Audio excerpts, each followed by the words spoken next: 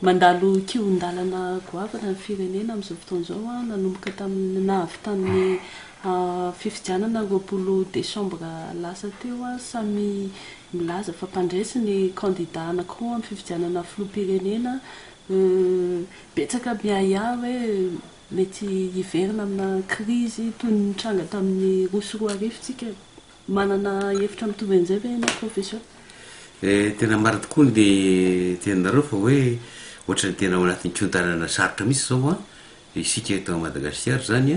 a mpiandrasana ny valim-pifidianana satria amin'izao fotoana antsika miteny zao dia samy milaza lany daoly izy mirahalahy zany de hoe iza maro raha tena lahy zany izy mirahalahy ary ohatra somary hoe fitenin'ny ianareo mpanao gazety moa zany de hoe miakatra ny maripana ka ohatrany fambaly fahasafaky maly izy sy ditika efa misy sady olona lendaza hoe fikambanana satry moa le anaran'ny fikambanana fa hoe de ifankahitsika amin'ny sanatry ny vavy ohatrany hoe avy amin'ny angady sy niaro raha ohatra hoe baholy le teny zany dikan'izany zany de ohatrany hoe efa isy mandrahona sady hoe isy ady eto amitsika zany kanefa tsy zay no fandritsika fa ny fandritsika de hoe ny fandriam-pahalemana ary indrindra hoe mba araky ny fitenika fa matetika mihitsy ary fitenin'ny olona maro hoe mba aoka am'izay hoe mba hiady ampinaritra am'izay mivoaka malagasy fa de ohatrany hoe sanatriny vava hoa aoka tsy ho lalaoviny mpikirakira politika etikatra fa aleo re mba hiady ampinaritra tokoa malagasy ary mba Madagasikara sambatra ary sika samby ataontsika hoe maro amitsika ny kristianina ary ohatran'izany koa ne na ny zareo musulmane zany coran zany hoe fihavanana zany fankatiavana zany iverika fa tena zava-dehibe zany ka aoka sika mba hiavana aoka sika mba hifankaty zany. Maromaro mametraka tombatombana hoe inona marina moa zany tena hoe le fototra le fifaninanana eo amin'ny candidat roa tota ho anao manokana aizany tena hoe fototra an'izay hoe fifaninanana an'izay lasa tonga any tsika am'izao? Le hoe fototra mifandahana aloha ny fa somary sidikareo tamin'ny voalohany teo kely moa le fitenenana zany fa de mikasika ny tikatra momba le hoe didim-panjakana ty zany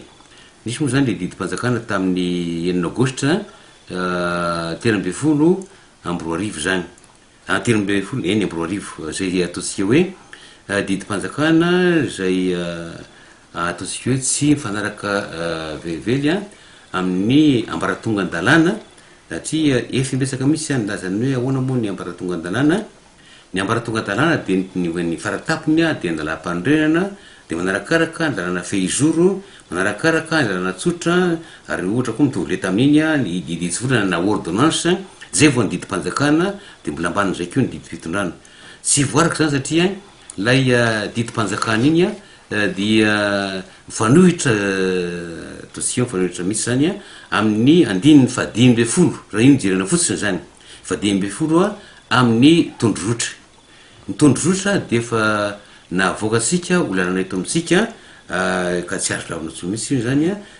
tamin'ny 20 amin'ny 20 zany ka tsy afaka andahatsintsosika mihitsy hoe andany indray iny tondrotra iny zany satria efa lalàna vely iny ary ny fisarana mbalalampandrena de laza mihitsy fa de hoe iny no lalana ivoahana amin'ny krizy ary na ohatra koa izay le lalàna zay ataontsika hoe napiditra azy amin'ny lalàna malagasy zany de nalaza fa io ny ivoahana amin'ny krizy mandra-pitsangany ny repoblika faefatra zany ka eo zany moatrany natonga le somary adihevitra kely satria hoe tsy misy zany le hoe tsy fiandanina na fiandanina na hoe neutralité zany le neutralité zany io zany de manana didy mihitsy ny ataontsika hoe lehibe ny androm-panjakana zay mihitsy moa tena voalaza indrindrindra zany amin'ny ireo lalàna isan-karazany ireo zany indrindrindra le hoe andininy 10 amin'ny tondrotra io zany akoatran'io moa zany de misy koa ao amin'ny code électoral na ny fihezan-dalàna momba ny fifidiana zay nivoaka ataontsika hoe laharana fa 12 amby 20 tsipika ohatraohatra 5 tamin'ny 20 mars 12 amby 20 mety nanana fotoana tsara sika nandrinina an'izany zany ka izy zany ohatrany hoe ohatry le fototra le olana zany hoe maninona ny de tena vandravandra be misy zany le ataontsika hoe le tsy misy neutralité moa zany tena zany zavatra zany rehefa aveo mbola ataontsika am'teny français izy a mety zavazava koa izy amin'ny teny français fa zany hoe tsy momba ny asy momba ny aroa tsy misy fiatsika hoe momba ny asy na momba ny aroa zany a ny lehibe ny androm-panjakana indrindrindra satria zao la didym-panjakana novany iny zany na hoe didym-panjakana naitsy a le tamin'ny voalohany de hoe ny mahazo mijoro fotsiny ny na ministra zany a na sisa rehetra zany a fa tsy mahazo miteny mijoro fotsiny zany ary tsy mahazo manao fiatsika hafa koa rehetra fa de mijoro fotsiny fa afatsy ny lehibe ny androm-panjakana de tsy mahazo manao an'izany misy à l'exclusion des chefs d'institution tena hoe sorona misy a lehibe ny androm-panjakana zay zany ohatrany hoe karazan'le fototra olana zany a le didym-panjakana tamin'ny volana avrily a la inovany ny didym-panjakana tamin'ny 9 aogostra samy tamin'ny 3 moa ireo zany vao aingana ny filohan'ny CES nitondra fanamariana hoe nitapahana tao anatin'ny filakevitry ny gouvernement teny didym-panjakana iny a ianao anisany hoe mpanolotsaina ny prime ministre tsy hitanareo mpanolotsaina ve zay mety hitarika olana zay hoe fivoany ny didym-panjakana iny ozy izy naoko pailalana zay hoe aoka zava ny resaka atao mazava misy nresaka zany ty rehefa de ty fa zao zany a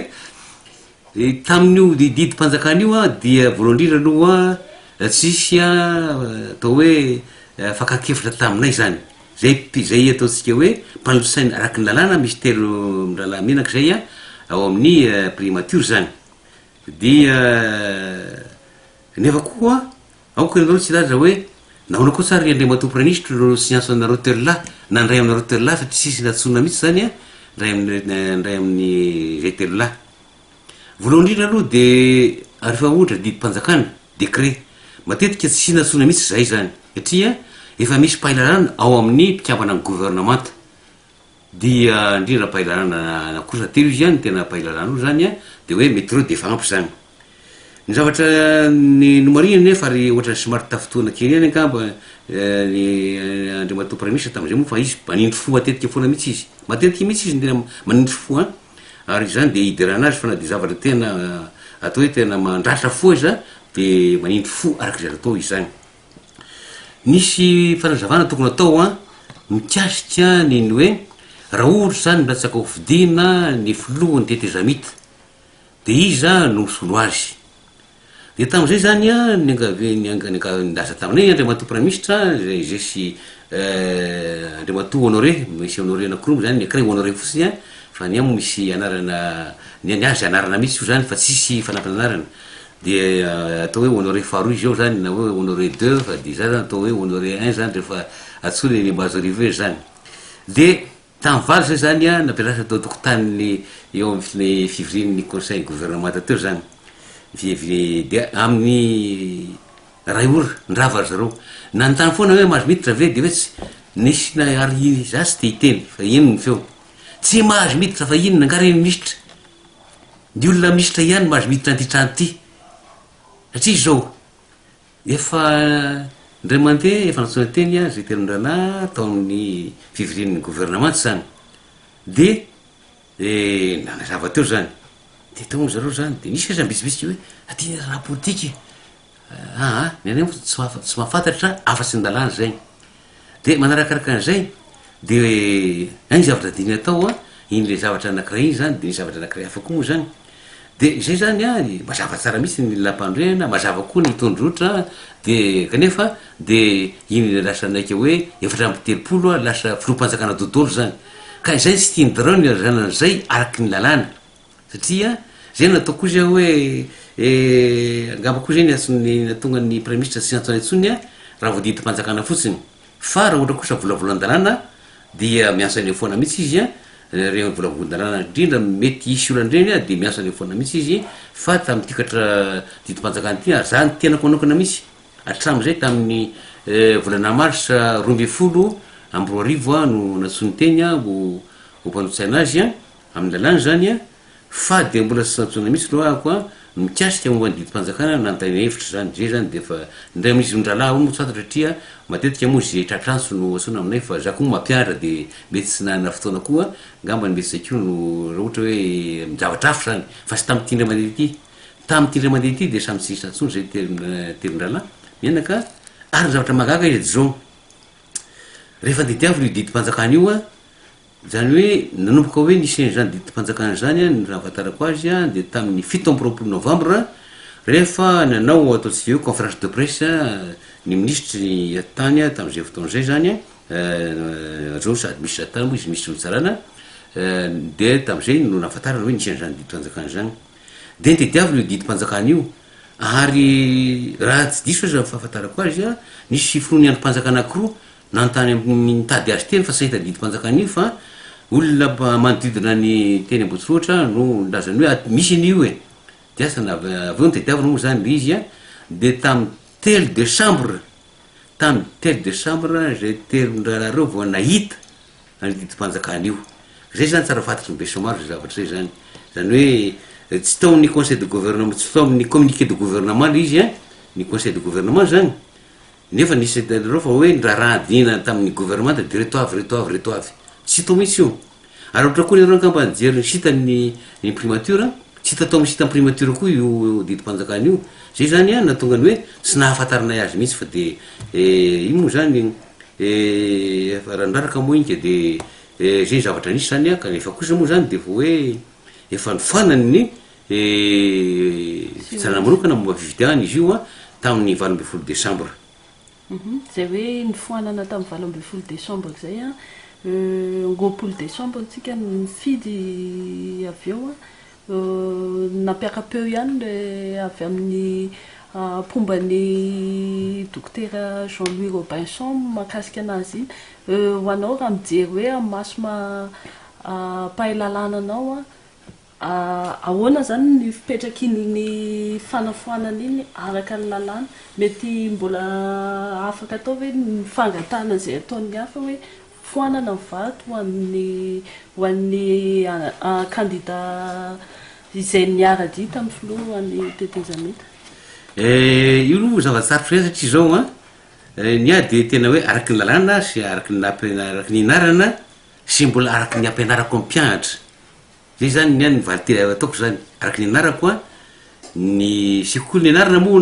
samy mety samy hafa ny sekoly ny anarana ka tsy fantatry efa fampiarana azy zany a fa raha araky ny anarako zany nampianarana na teto Madagasikara na tany andafy de zao voalohany indrindra de ny raha misy zany hoe fanafoanana zany nullité na annulation dia manao 10 miembotra zany manana effet rétroactif zay zany fahatarako azy zany fampiarana dareo fitsarana manokana momba fidiahana azy a tsy fantatra loha fa niady zay fotsiny nampianarana azy zay a ary mbola ampianarako amin'ny mpianatra ihany na misy izy atakony hoe amin'ny raha tsotra ataontsika hoe fanarahan-tsotra hoe misy atao hoe ny tena fanafohana tsy azo idivirana ary molina misy hoe fanafohana azo fanafana na hoe amin'ny teny français a nullité absolue nullité relative io fotsiny hoe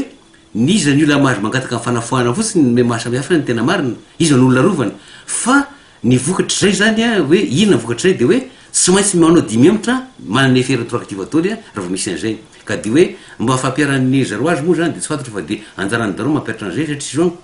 efa namaly ny filohan'ny CES omaly a hitako tamin'ny fahitalavitra fa hoe tamin'ny 1 décembre napetraka le vitrine zany fanangatahana fanafohana nefa nandrasana mihitsy vita ny propagande a na mifampiara-zikevitra vao navoaka le fanafohanana zany nazava moa izy a za tsy adevitra ny hoe zavatra hoe izy moa lazany hoe zareo vony any amin'ny avion ny manifeste sy isan-karazany a ka za tsy adevitra amin'iny satria zao zay de anjarana zay zavatra zay zany a ka de zay no tiako hoe olazaina aminareo zany fa raha ny nampianarina sy ny anarana de hoe manao 10 miembotra ka de anjarany mampiatra azy am'izay fotoan'izay raha ohatra misy mangataka fanafohana ny vato ny kirany an-daniny zany akoatra ny didim-panjakana iny a betsaka ihany koa no resa be amin'izao fotoan'izao hoe nisy ny alabato, nisy ny osika atao anatin'ilay fifidianana ny tanterahana ny 20 Desambra na ho an'ny filoham-pirenena na ho an'ny solombavambahoaka samy teny an'izay daholo na ny kandidany avy amin'ny miaraka amin'ny filohan'ny tetezamita na ny avaty amin'ny na ny aviany amin'ny fombany docteur Jean-Louis Robinson ahoana no fijerinao anazy tena misy tokoa hoe zay hoe raha misy zay inona no hoe tokony dingana ataony zay manana profo am'izay le izy aloha zany amin'ny hoe ampahailarana ny tena maro ny mpianatra eto Madagasikara na mpisary ny na hatrany amin'ny commune zay misy mpianatra satria fa na mpianatra teny amin'ny CFA zay hoe INF mangako amin'izao fotoan'izao raha tsy diso Enendrobe ny reo général BDB reo colonel BDB reo reny amin'ireny commissaire du rehefa lasa général sy an'ireny BDB mpianatra zany de akoatran'izany de BDB mpianatra mielipatrana Iranosy zany de BDB zany no manontany ahy izy reo na iny an-dalana na miantso telefôniny de hoe ahoana marina moa ny tena fandehany zavatra ty fa tena misy arabato isan-karazany na avy amin'ny daniny na avy amin'ny akilany zany tsisy ary ny ahako za de tsy mba manavakavaka mihitsy satria zao ny atao hoe samy men'Andriamanitra famezam-pahasoavana isika rehetra ary za de veriko mihitsy fa hoe ny atao hoe ny mba zay mbaiko kely amin'ny lalany zay mbaiko kely bidika kely eo de fa famezam-pahasoavana lehibe avy amin'Andriamanitra zany ka de za raiko amin'ny olo rehetra zay mangataka aminy tsy manavakavaka mihitsy na avy amin'ny andany na avy amin'ny akilany zany de samy tonga ty dolo tokoa na avy amin'ny andany na avy amin'ny akilany de na ohatra ny telefôna na manontany de fa raiky dolo zany fa de hoe voalohany indrindra de ilaina profo le izy de hoy zay hoe de marina moa fa hoe araky ny 9/20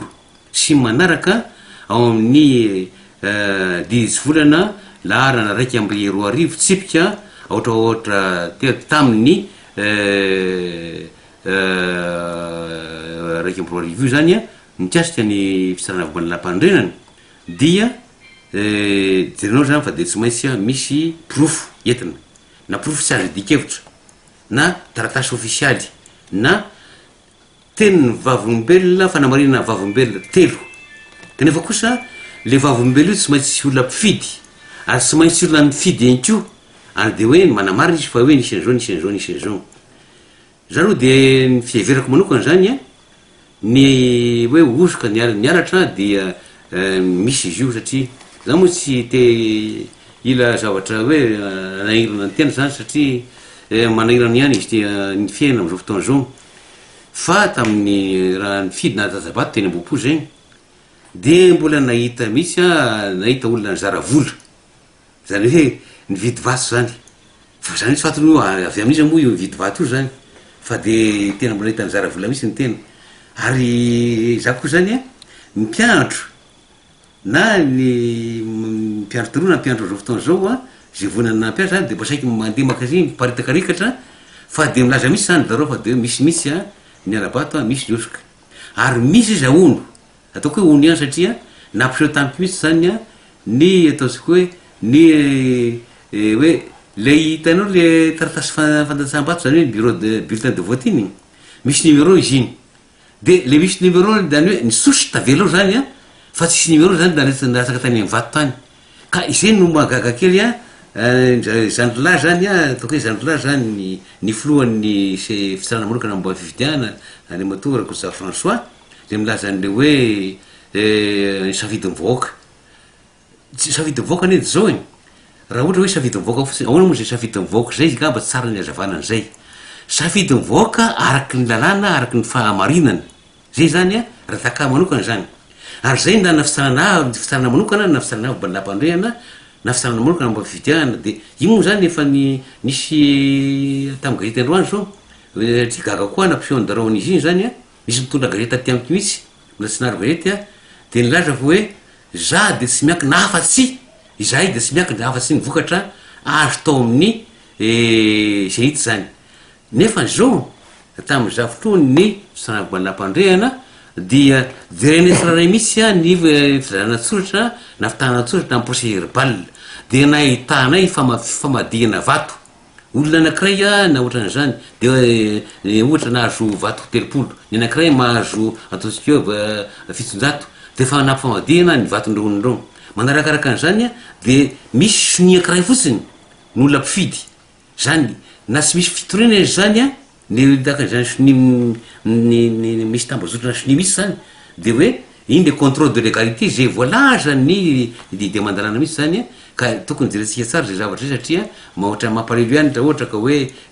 safidy mivoaka zany a ohatrany hoe nitsahana amin'ny tongotra zany a folie au pied izy izy a raha amin'ny teny français zany a zay ngamba ny everika fa hoe safidy mivoaka fa za kory sy mino a fa hoe tsy tsara zareo satria ahoana moa nangana le fisanana manokana mombany fifidianana raha ohatra izy tsara izy fa de hoe zay vokatra azo avy am'sita diny ihany a iny ihany no ataony daroro zany hoe tokony andinika PV manokana mihitsy tena mandinika mihitsy ary laziko anao tam'zany fotoana zany fa de hoe ny fampisary zay a tao amin'ny fisananavy-lampanondrenana de na ohatry tsororo na ohatra izy hoe za so manana ny antsarako de rehefa avy eo amen'olo-kavana ko satria hoe mba ilazana fa hoe marina le fanamarinana ataoko zany a de am'izay a de samy voalaza dodolo zany a ny anakoro zany ka tena ilaina misy a le fijeran'ny fitanana-tsoratra tsiraray avy misy a nataonay misy zany ary vitanay zany a na firy andro ary niaso andro ramanalina misy tam'zany fotoana zany a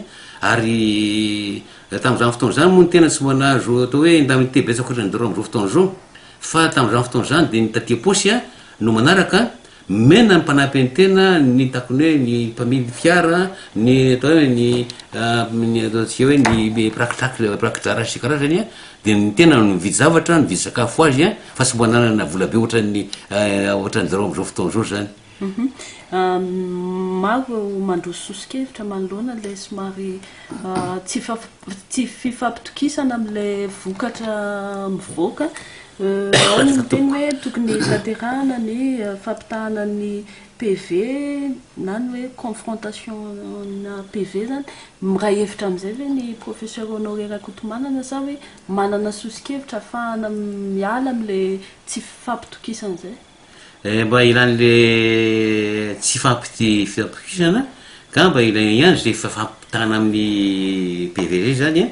na hatrany misinta izy zavatra zay de fa azo atao ary tao fandrazana zay ngamba ny présidente zinta raha sy diso a zany hoe teololo ngamba hoe asa araka feoeny fotsiny zany fa marina ohatrany hoe raha ohatra misy ndaza hoe misy tsy ara-dalana ty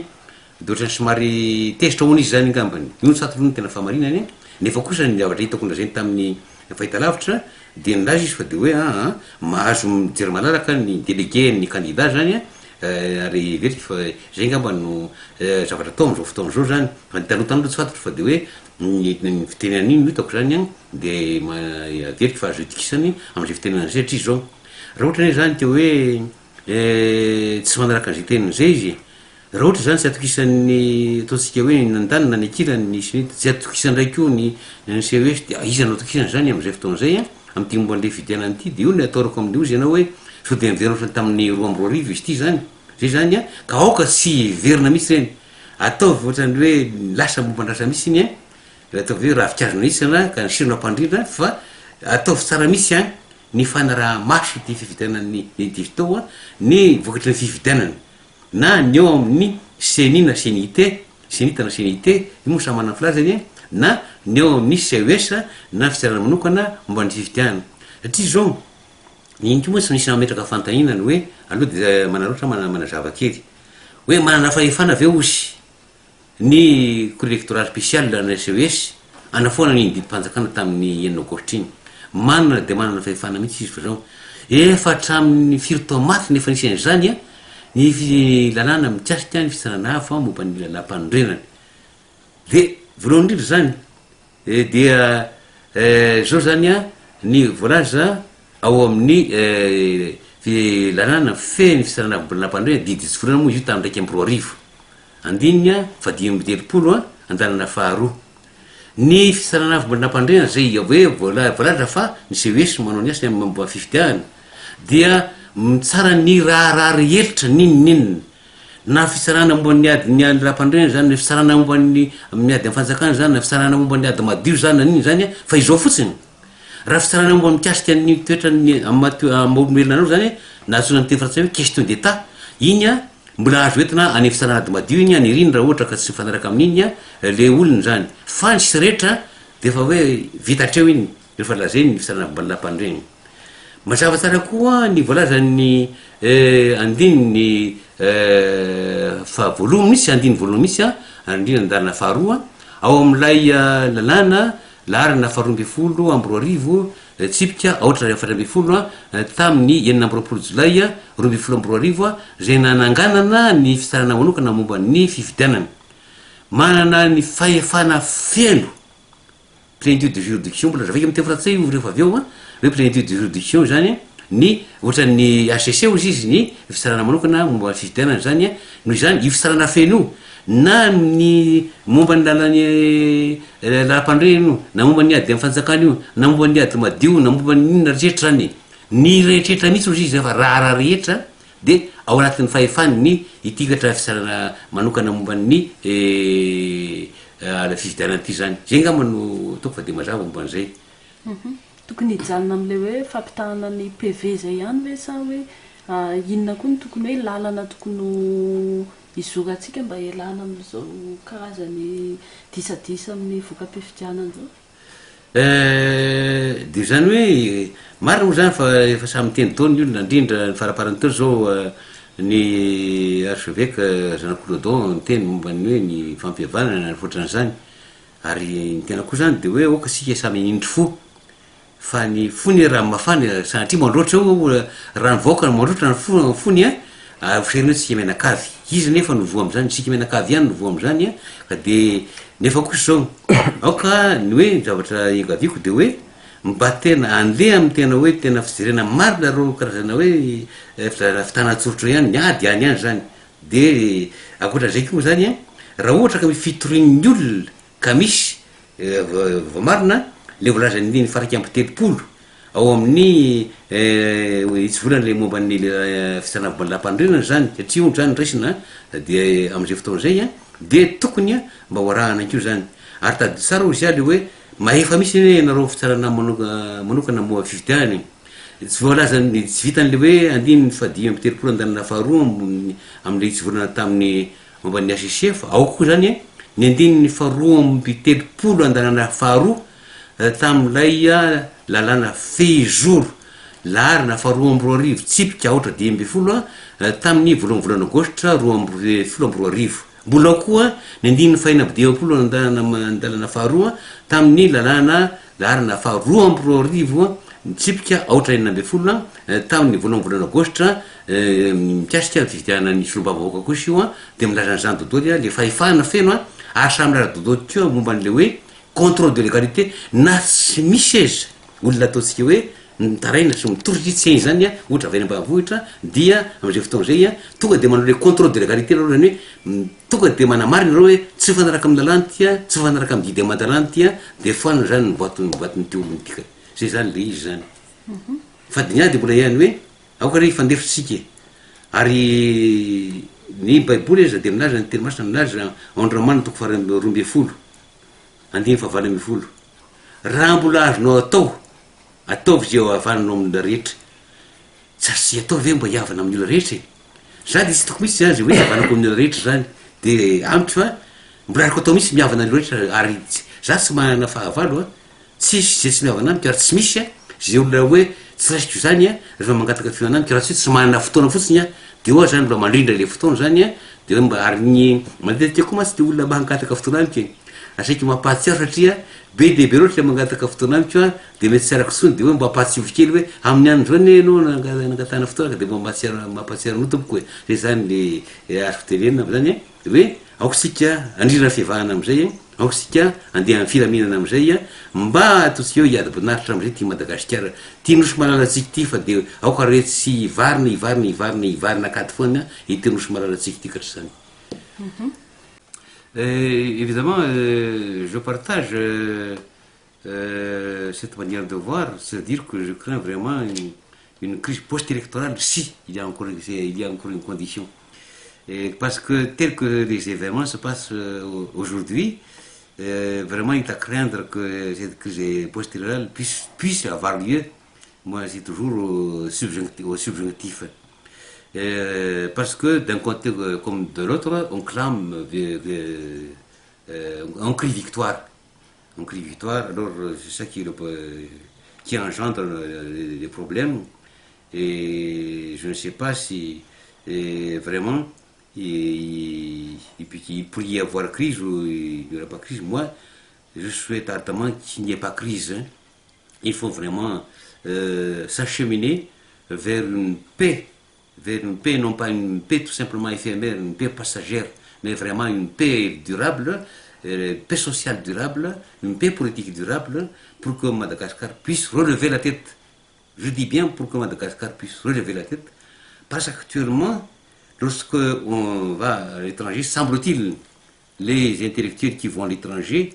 on dit mais qu'est-ce que vous faites à Madagascar? Madagascar est presque le dernier des pays en développement, c'est-à-dire le plus pauvre, parmi les pays les plus pauvres de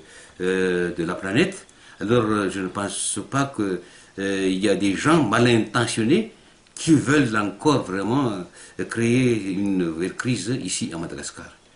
Oui, il y a ce fameux décret, je dis bien ce fameux décret de 6 août 2013. Bon, il y a beaucoup de bruit qui circulent, des rumeurs qui circulent en disant qu'est-ce qu'ils ont fait les juristes du premier conseil juridique du Premier ministre, pourquoi ils n'ont pas quand même conseillé le Premier ministre pour ne pas avaliser ce décret. Mais je tiens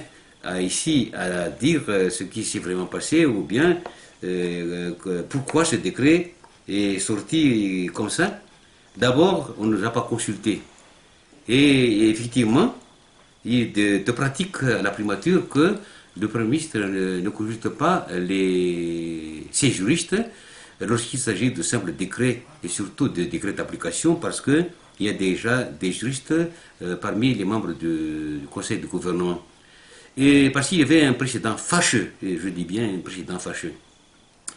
Il était d'habitude de coutume du Premier ministre de nous amener en conseil de gouvernement pour expliquer par exemple la portée de tel ou tel texte ou de tel ou tel article d'un texte lorsqu'il s'agit d'un texte ou d'article d'interprétation difficile. Et d'abord, il y avait nous trois qui étions ensemble, puis il y avait moi seul qui était là pour interpréter, dire notre interprétation selon le droit. Alors j'ai entendu quelqu'un qui a soufflé en disant non, non, ça c'est politique et non pas juridique. Alors moi j'ai dit, moi je ne commente qu'en droit, non, je ne commente pas la politique parce que à partir du moment où la politique entre dans le prétoire, la justice en sort. Ça c'est bien connu. Alors il n'y a jamais de politique dans le prétoire parce qu'à partir du moment où il y a de la politique, alors à ce moment-là, il n'y aura plus de justice. Alors que la justice, c'est le rempart des faibles. Alors, dans ce décret-là, il y avait un président fâcheux, et c'est la raison pour laquelle peut-être le Premier ministre n'a pas cru devoir nous appeler. D'ailleurs, c'était la pratique, moi je dis bien c'est la pratique, hein, mais moi je ne sais pas, mais ce décret ne figure même pas dans le communiqué du conseil de gouvernement du 6 août. J'ai pris la peine de vérifier personnellement. Et même, je ne sais pas, mais peut-être chez moi qui me suis trompé, mais j'ai vérifié également au site internet de la primature, mais je n'ai pas vu ce décret, je ne sais pas. Mais j'étais au courant de ce fameux décret que le 27 novembre, c'est-à-dire la date de la conférence de presse de M. le ministre de l'Intérieur, Florent Rakoutarsou. Et j'étais en possession, et nous trois d'ailleurs,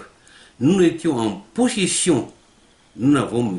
vu, c'est-à-dire nous avons vu ce décret que le 3 décembre 2013. Alors imaginez-vous, à ce moment-là, vraiment, on était ahuris, hein, moi il dit, mais c'est une violation flagrante de l'article 15, moi je dis simplement de l'article 15 de la feuille de route qui est déjà insérée dans l'ordonnancement juridique interne depuis 2011. Alors je me suis dit, ouais, évidemment, moi j'ai dit que si quelqu'un introduit une requête au fin d'annulation de ce décret. C'était le 3 décembre 2012. Hein. Les deux autres étaient encore en doute. Moi, j'ai dit non, fatalement, il y aura annulation. Pourquoi annulation? Parce que la HCC, actuellement, c'est la Cour électorale spéciale qui exerce les fonctions de la Haute Cour constitutionnelle, d'après l'article, d'après la loi 2012-014 du 26 juin 2012. L'article 1er alinéa 2 dit la CES, c'est-à-dire la Haute Cour, la plénitude de juridiction. Autrement dit,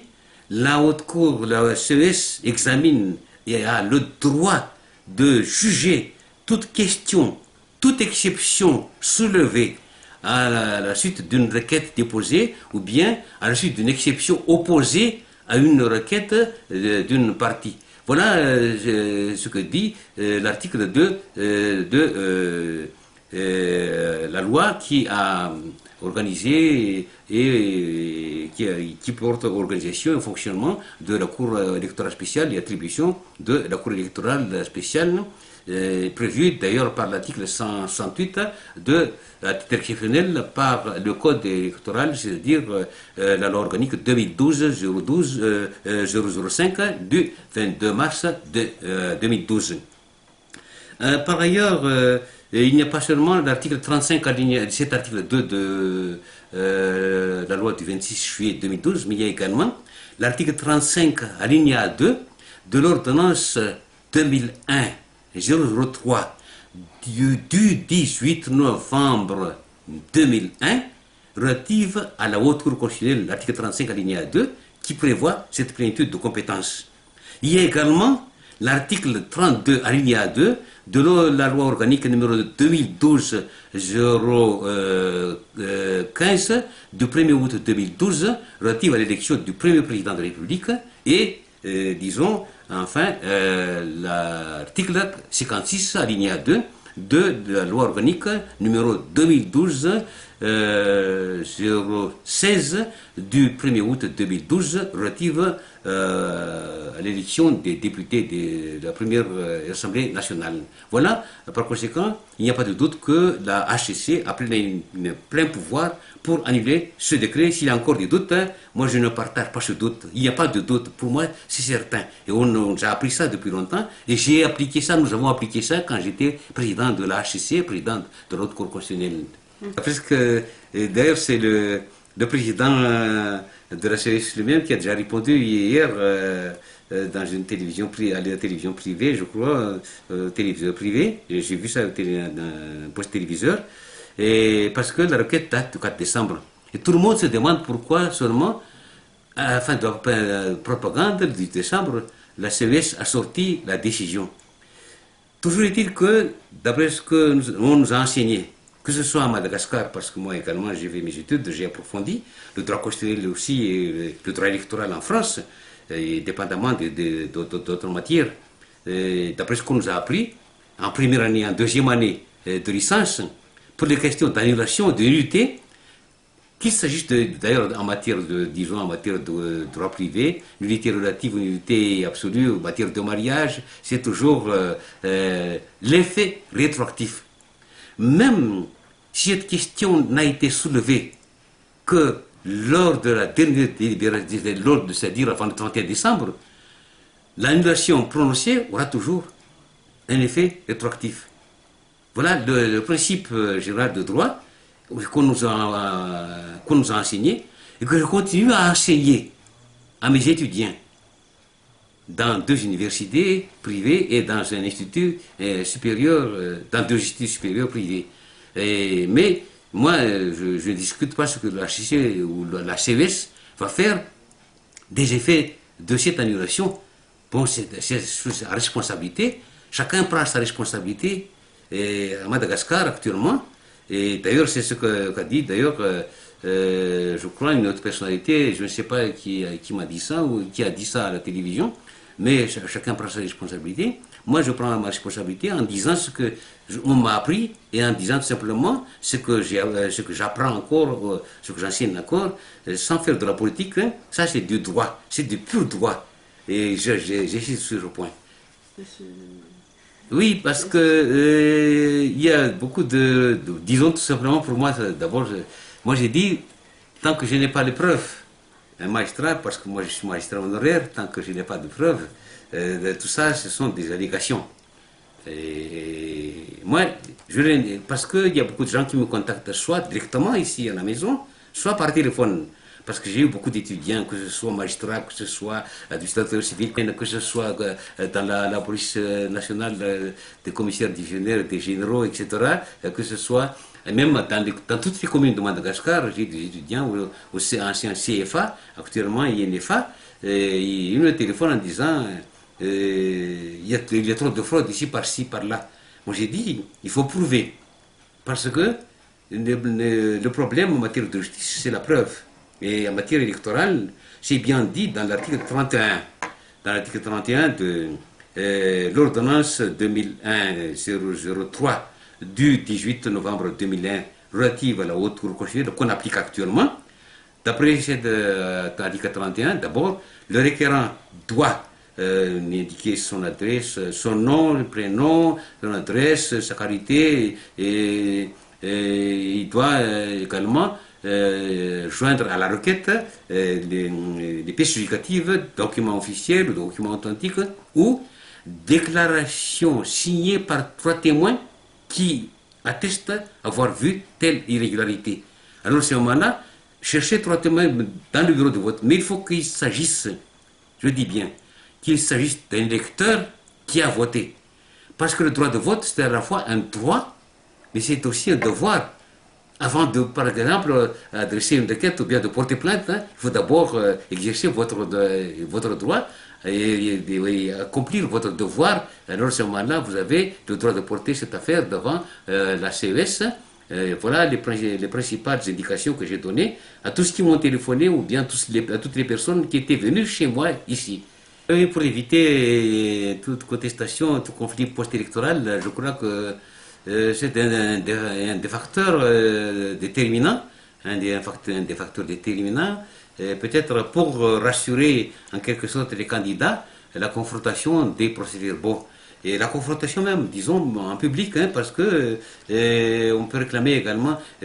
d'abord la sénite ou sénité. Je crois que chaque candidat a un délégué ou deux délégués, je ne sais pas, un délégué au moins, et le délégué peut porter déjà des observations, et peut déjà, d'ailleurs, dans le président de la Sénite a déjà dit que vous pouvez déjà porter les procès-verbaux en vue de la confrontation. Alors, maintenant, on peut faire la confrontation. Mais il ne faut pas oublier également que d'après l'article 29, alinéa 2 de l'ordonnance du 18 novembre 2001, dont j'ai parlé tout à l'heure, là aussi, un des candidats a constitué avocat. Cet avocat peut demander à plaider, c'est-à-dire développer en public, en quelque sorte, les moyens qu'il a invoqués dans sa requête. Il peut y avoir plusieurs moyens. Et il peut plaider, si l'on peut dire en un seul mot, pour les termes juridiques employés en matière d'avocat, ils peuvent plaider. Et à ce moment-là, ce sera une audience publique et tous les magistrats, le président, les membres de la CES et le greffier en chef se mettent en robe rouge. C'est ça ce que dit l'article 29, alinéa 2 de l'ordonnance 2001. Mais surtout, actuellement, on essaie d'aiguiser ou bien d'entraîner certaines déclarations, certaines personnes essaient d'entraîner en quelque sorte des gens à verser dans certaines violences, si on peut dire. Moi, je ne partage pas du tout la manière de voir de ces gens-là. Il faut épuiser toutes les voies légales et avec la transparence possible. Parce que la feuille de route dit élection transparente. Dans ce cas-là, il faut la transparence possible. Là, c'est-à-dire le maximum de transparence pour éviter vraiment un éventuel affrontement entre les deux candidats ou les partisans de ces deux candidats.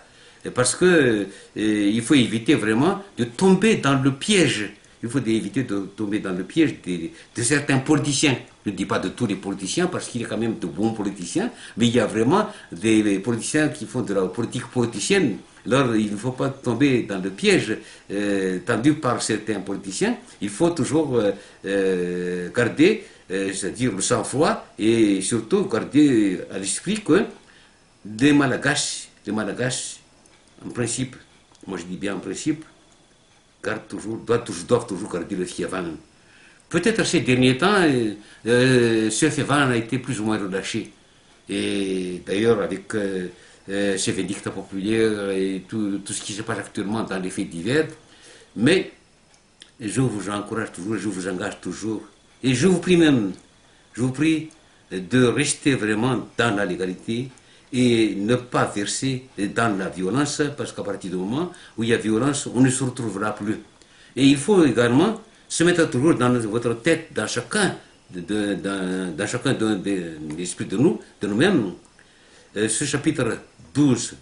verset 18, Romains, chapitre 12, verset 18, autant que ça dépend de vous, soyez en paix avec tout le monde. Moi, je suis en paix avec tout le monde, parce que je reçois même, qu'il soit de l'opposition, qu'il soit de tendance, qu'il soit de la transition, parce que nous sommes conseillers de la primature, nous sommes également dans la transition. Alors, dans ce cas-là, je reçois tout le monde, qu'il soit d'un côté comme de l'autre. Tout ce qui me demande audience, tout ce qui me téléphone, je réponds et je les guide sur le plan juridique seulement, et jamais sur le plan politique.